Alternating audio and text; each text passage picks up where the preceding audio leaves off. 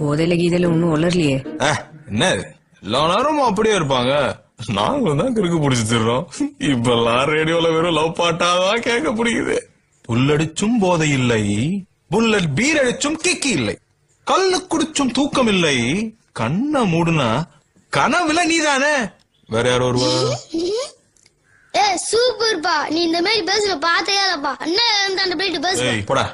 ஆமா, அவன் வேலை முடிஞ்சு கழித்து விட்டுருவேன். என்னது? அதெல்லாம் ஒண்ணுமில்ல, நாங்க வேற வச்சிருக்கோம்ல.